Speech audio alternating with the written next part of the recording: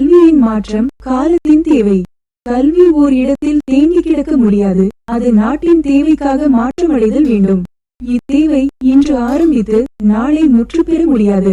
இருக்கும் இடத்திலிருந்து ஒரு வழி சகல துறைகளிலும் மேலே செல்வதற்கு கல்வி நன்கு திட்டமிடப்பட்டு குறுகிய கால நீண்ட கால என நாட்டின் வளர்ச்சிக்காக நகர்த்தப்பட வேண்டும்.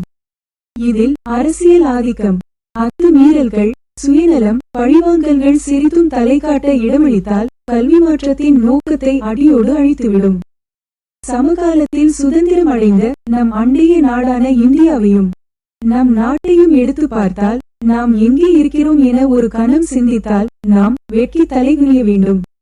இந்தியா சகல துறைகளிலும் முன்னேறியதால் அதன் முன்னேற்றம் வானத்தை தொடுகிறது.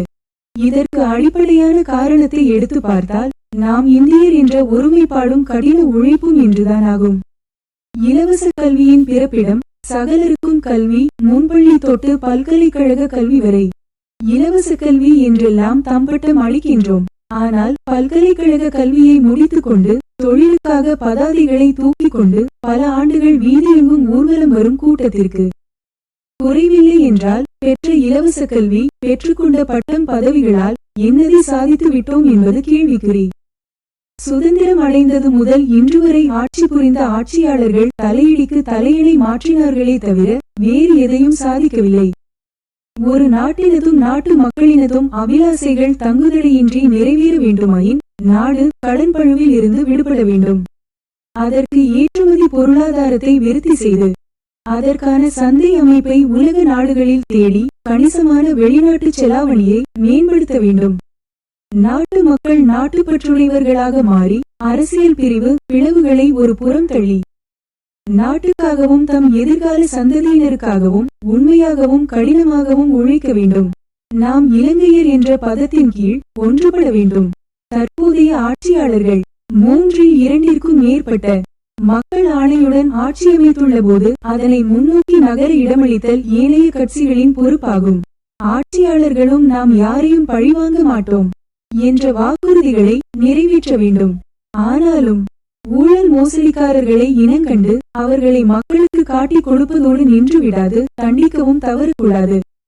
இது தனி மனிதனின் பொறுப்பல்ல. எனவே நீதித்துறையுடன் சம்பந்தப்பட்ட விடயத்தில் எமக்கு மூக்கை நுழைக்க முடியாது. ஜனாதிபதி அனுரகுமார திசாநாயக்க டிஜிட்டல் மயமாக்கும் திட்டத்தை அமுல்படுத்த தனது பொறுப்பில் ஒரு பிரிவை ஏற்படுத்தி செயற்பட ஆரம்பித்துள்ளார். இனி எந்தவொரு ஊழல் மோசடிகளும் வெற்றி பெற முடியாது. அதனை எந்த ஒரு அதிகாரியாலும் முன்னெடுக்கவும் முடியாது. அரசு இயந்திரம் ஒழுங்காக செயற்படும் போது அரசின் நற்பெயருக்கு களங்கம் ஏற்படுவது தவிர்க்கப்படும். பிரதமர் தன் பொறுப்பில் இயங்கும் கல்வி உயர்கல்வியில் ஏற்படுத்த திட்டமிட்டுள்ள மாற்றத்தை அடைவதற்காக தற்போது கல்வித்துறையில் உள்ள அதிகாரிகளால் பழக்க தோஷத்தை கைவிட முடியாது என்றாகிவிட்டால் புதிய சிந்தனையாளர்களின் ஒத்துழைப்பை பெற்று எதிர்காலத்தில் நாடு பிற நாடுகளிடம் கையேந்தும் நிலையில் இருந்து மாறுபாடுபட வேண்டும். கல்வியை முடித்துக் கொண்டு வெளியேறும் பட்டதாரிகள் எவருமே தொழிலுக்காக பதாகைகள் ஏந்தி வீதிவலம் வராதிருக்க ஆவண செய்யும் கல்வியை முன்வைத்து உள்நாட்டிலும் வெளிநாட்டிலும் உடனடி உத்தியோகம் பெற்று நாட்டையும் தம்மையும் வளப்படுத்தும் சமூகம் ஒன்றை உருவாக்கும் வகையில் கல்வியை மாற்றம் பெறச் செய்வதற்காக பிரதமருக்கு கை கொடுக்க வேண்டியது ஒவ்வொருவரினதும் தலையாய பொறுப்பாகும்.